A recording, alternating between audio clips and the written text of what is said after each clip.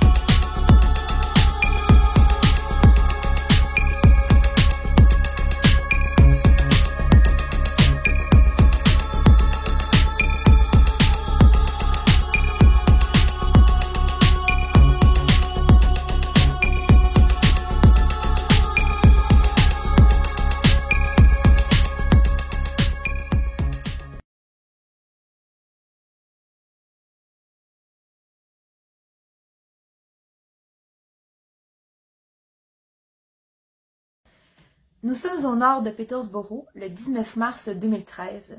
Łukasz Slabowski, 31 ans, un nouveau Polonais installé il y a quelques années aux États-Unis, reçoit un message de sa maîtresse lui disant de venir chez elle car elle s'ennuie. Elle a envie d'avoir une nuit torride.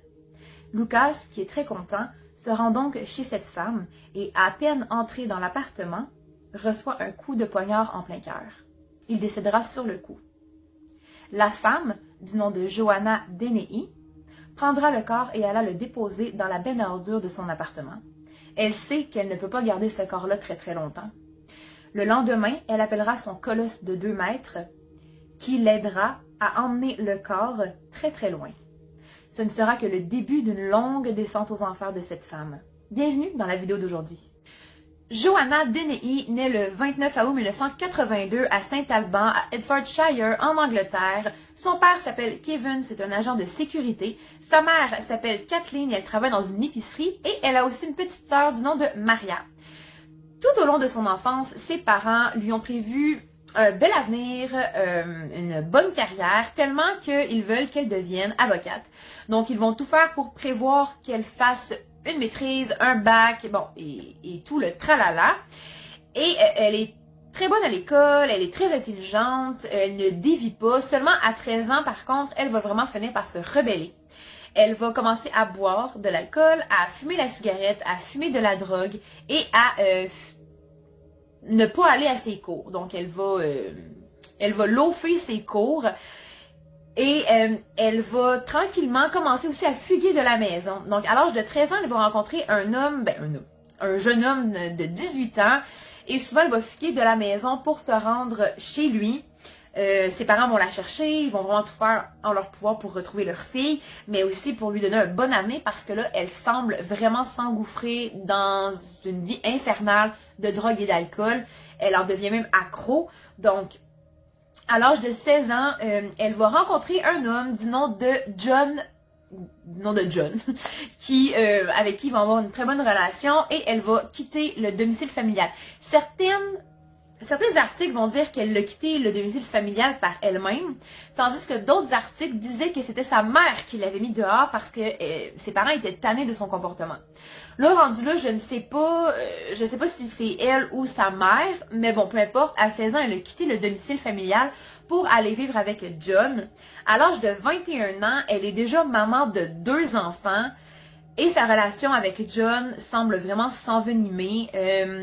John, c'est un homme très calme, quand même assez posé. Il n'a jamais été violent avec elle, mais lui, il va vraiment finir par devenir victime de violences conjugales. Donc, Joanna ne se cachera pas pour le frapper. Elle ne sera pas douce non plus. Elle va le frapper avec tout ce qu'elle trouve. Et les voisins, plus tard, diront qu'ils voyaient souvent John avec un bleu ici, une graphine ici, des traces sur son corps finalement, là, comme quoi qu'il était battu. Elle n'hésitera pas à le mordre, à le griffer, à lui donner des coups de poing, et même pendant l'acte, parce que là, Joanna, elle, pendant les relations sexuelles, elle aime la violence, elle aime se faire frapper et elle aime frapper aussi. John, c'est pas vraiment sa tasse de thé. Il ne veut pas lui faire mal, mais elle lui fait mal. Donc, ça peut causer certains problèmes là, du côté sexuel du couple. Et là, pour couronner le tout, Joanna se mutile. Donc ça, elle le fait depuis un certain nombre d'années.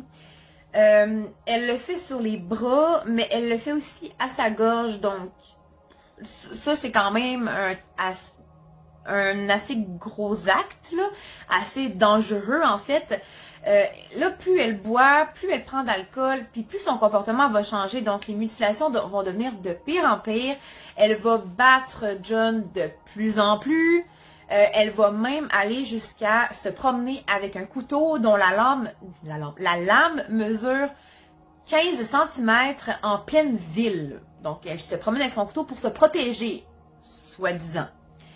En 2009, John est tellement fatigué, il est tanné, il a peur, il est plus capable, donc il va prendre avec lui les 2 enfants et il va quitter la maison. Là, à ce moment-là, Joanna va se retrouver toute seule. Donc, jusqu'en 2012, elle va souvent se faire arrêter et emmener en détention pour possession de chiens dangereux, possession de drogue en lieu public, ivresse en lieu public, tous des petits caractères comme ça, là, elle va souvent se faire arrêter. Et en février 2012, là, elle va vraiment passer 3 jours à l'hôpital psychiatrique, dans l'aile psychiatrique de l'hôpital. Et elle va se faire diagnostiquer avec une personnalité antisociale et de troubles psychopathiques du comportement. Donc, ces troubles-là, plus alcool, plus drogue, c'est un très beau mélange, tout le monde le sait. Et là, à partir de là, elle va vraiment commencer à prendre ses médicaments. Ça va commencer à aller mieux. Donc, en 2013, elle va se trouver un petit studio à Bayfield, à Petersboro, où elle va rencontrer Kevin Lee, qui est en fait le propriétaire de cet immeuble-là. Et là, il voit que la femme est en difficulté, elle a perdu ses enfants, c'est une femme célibataire. Bon, elle essaie vraiment de reprendre le contrôle de sa vie. En plus, elle prend ses médicaments, donc elle va vraiment mieux.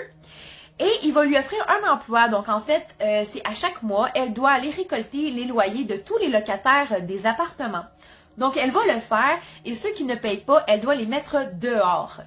Malgré son emploi, elle n'arrêtera pas d'aller dans les bars, elle va continuer de boire, de prendre la drogue et tout. Et c'est vraiment à ce moment-là, justement, qu'elle va rencontrer Łukasz Slabowski, avec qui elle va entretenir une relation. Lui, il pense que c'est sa copine, lui, il espère tellement, il est comme parfaite pour lui, mais elle, pour elle, c'est juste un pion, là.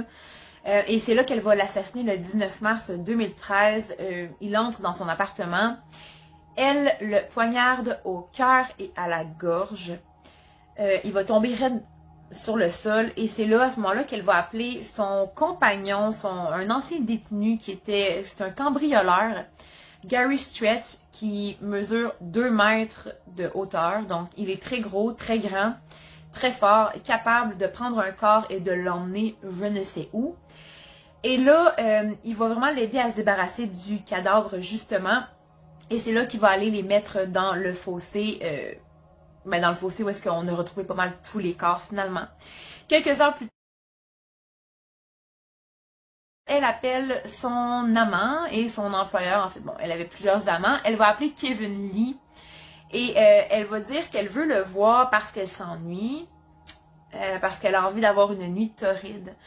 Donc, à peine Kevin entré encore une fois dans l'appartement, dans la maison de Joanna. En fait, une parenthèse ici, Kevin louait, dans le fond, payait la plupart du temps le loyer de Joanna, mais il avait aussi une maison une maison abandonnée dont il avait donné les clés à Joanna. Donc, c'est vraiment dans cette place-là qu'elle va commettre ses crimes. Et on retourne à l'histoire. Kevin Lee va entrer dans la maison de Joanna et Joanna va le poignarder au cœur lui aussi. Donc après plusieurs heures à ne pas voir Kevin Lee entrer, Christina, qui est sa femme, va vraiment commencer à s'inquiéter et là elle va quitter la maison pour se rendre près des immeubles appartements pour voir si Kevin ne serait pas là. Et elle va vraiment faire le tour des endroits où il avait l'habitude d'aller, donc au bar, sur telle rue. Et elle va passer devant la maison abandonnée que Kevin détenait. Et elle va remarquer qu'il y a de la lumière à l'intérieur. Mais là, elle a peur, elle ne veut pas entrer toute seule. Donc, elle va faire appel à la police qui vont tout de suite arriver. Ils vont entrer dans la maison et ils vont découvrir aucun corps, personne dans la maison. Seulement, il y a une odeur d'eau de javel qui frappe les murs de la maison et quelques traces de sang suspectes. Donc là, la disparition de Kevin va être signalée et le lendemain matin, malheureusement pour Christina, la police va arriver chez elle, frapper à la porte. Christina va ouvrir et elle va fondre en larmes. Un promeneur, un homme qui promenait son chien, a découvert le cadavre de Kevin dans le fossé de Petersboro. Elle est complètement sous le choc. Christina s'effondre par terre, mais par chance, quelque chose lui revient en mémoire. Quelques jours avant que Kevin soit assassiné, il avait dit à Christina que Joanna lui avait dit qu'elle avait envie d'assassiner quelqu'un pour voir ce que ça fait. Donc là, elle va en parler à la police qui vont essayer de retrouver Joanna, mais malheureusement, Joanna et Gary sont déjà en fuite. Ils le savent très bien qu'ils vont être recherchés par la police pour le meurtre de Kevin. Et là, ils vont aller à Norfolk, ils vont cambrioler une maison et ils vont se rendre à Herefordshire, ils vont cambrioler une autre maison, vont pour avoir en masse de pactole. Et là, le 2 avril 2013, Joanna et Gary sont en voiture et Joanna demande à Gary d'arrêter la voiture. Joanna va descendre de la voiture. Elle a toujours son poignard de 15 cm dans les mains. Elle va s'arrêter devant deux inconnus, elle va les poignarder et elle va remonter dans la voiture pour repartir le plus vite possible. Les victimes, on a Robin Bereza de 64 ans qui promenait son chien et on a John Rogers de 56 ans qu'elle a poignardé 30 fois. Mais les deux victimes vont s'en sortir vivantes. Le 4 avril 2013, c'est là que Joanna et Gary Straits vont se faire arrêter alors qu'ils sont à Newton Close pour essayer de revendre le pactole qu'ils ont volé dans les deux maisons dans un printeur sur gage. Donc Gary est dans le magasin tandis que Joanna attend dans la voiture avec le chien de l'homme qu'elle avait poignardé. Donc, elle attend et la police arrive. Ils vont tout de suite embarquer Joanna, tandis que Gary, lui, va prendre la fuite, mais seulement même pas 30 km plus loin, Gary va finalement se faire arrêter. Le 13 novembre 2013, l'audition provisoire, donc ça c'est avant le procès, de Joanna a lieu. Les avocats de Joanna essaient de la défendre du mieux qu'ils le peuvent. Et là, soudainement, Joanna se lève et dit « Oui, je suis coupable », dit-elle en riant. Je cite « Je ne laisserai ni mes avocats, ni le juge, ni personne me contrôler. Oui, j'ai tué, mais c'est aussi facile que de mettre un poulet au four. » Donc, elle comparait des meurtres à un poulet qu'on met au four. Ça l'a vraiment surpris tout le monde, mais en même temps, ça évite un procès. Je crois qu'elle était quand même assez lucide là, pour savoir qu'il y avait assez de preuves contre elle et que ça servait absolument à rien de mentir et de se rendre en procès pour rien. Donc, le 28 février 2014, le juge Spencer va la condamner à la prison à vie, sans possibilité de libération conditionnelle. Gary sera également condamné à la prison à vie pour complicité des 3 meurtres et des 2 tentatives de meurtre. Donc là, Joanna Dennehy est en prison et en 2018, elle refait parler d'elle parce qu'elle aurait essayé de se suicider avec l'une de ses collègues détenus qui étaient dans la même cellule qu'elle. Donc, elles se sont mutuellement égorgées, puis leurs corps ont été retrouvés enlacés l'un dans l'autre, pleins de sang. Mais heureusement, ou malheureusement pour elles, elles ont été conduites à l'hôpital et leurs blessures ont été soignées. Donc, c'était pas des blessures mortelles, là. Elles sont pas mortes sur le coup, elles ne sont pas mortes. Il y a eu assez de temps pour pouvoir les guérir. Et là, de sa prison, elle écrit des lettres à des hommes, elle écrit des lettres à ses fans, parce que oui, il y a des fans, et elle essaie de leur faire peur, c'est vraiment des lettres sanglantes, elle essaie de les manipuler, elle essaie même de tuer des gens par des lettres, donc de faire tuer des gens par ses fans, et elle continue de flirter avec les quartiers et lors de son arrestation, elle a même flirté avec les policiers. Donc on voit que cette femme-là a aucun remords, a aucune émotion, elle est antisociale, elle n'a pas d'empathie. C'est une femme qui prend les gens comme des pions finalement, comme si on était en train de jouer aux échecs. Donc lorsqu'une personne ne lui suffit plus, ben elle va la tasser pour en prendre une autre et ainsi de suite tout le temps. Donc voilà, c'est tout pour cette vidéo qui m'a été demandée. J'espère qu'elle vous a plu. Si c'est le cas, n'hésitez pas à mettre un pouce bleu. Vous pouvez aussi vous abonner si ce n'est pas déjà fait.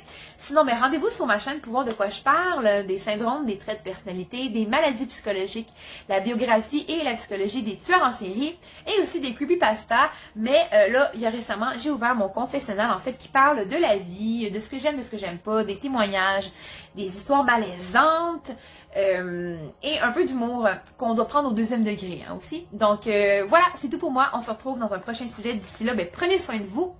Gros bisous. Bye bye. The lights go out, the dark comes in, there's something here to chase.